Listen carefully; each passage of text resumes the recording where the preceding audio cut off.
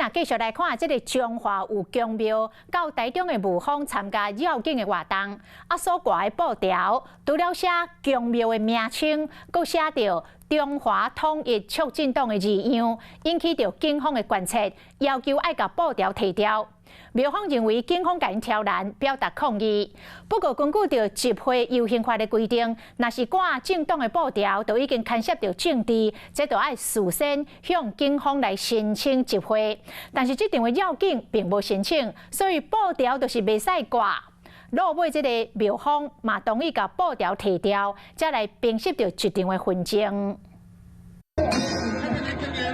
信徒讲叫迎接新兵，伫中华公庙到台中雾峰参加绕境的活动，严格新大顶挂布条啊，顶悬手写大字“中华统一促进党营政党部”。这布条一挂落，警方就随来关心。无啊，顶为什么有当挂？你甲我讲啊！我应甲你讲啊，我今日落来讲第4届啊，第5届啊。警方随来到现场，其中统促党营政党部营务主委吴金虎，不满警方无要互因的政党布条在现场活动，向警方抗议。拢做平嘛，咱个赞助一寡饮料，一寡水嘛，啊是人会挂咱赞助人的名去哩嘛。啊，咱赞助人才，咱当然名去做正常的嘛。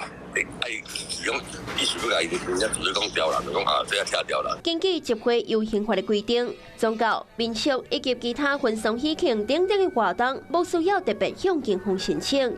严格若是牵涉到政治因素，就一定要提出申请，那无对违法。所以，伫绕境活动挂政党的名字，无事先申请集会，就是袂当挂。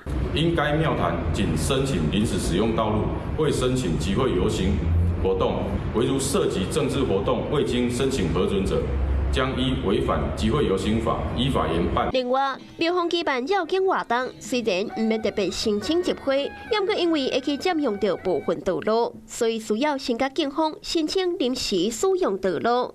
这边的绕境活动挂政党布条，警方才会去看到。庙方后来也将涂政党的布条为新单顶贴落来，这件代志才算是结束。Hello， 我是林明瑞。想要抢先掌握最及时的新闻资讯吗？赶快订阅、按赞、开启小铃铛，锁定我们华视新闻的 YouTube 频道。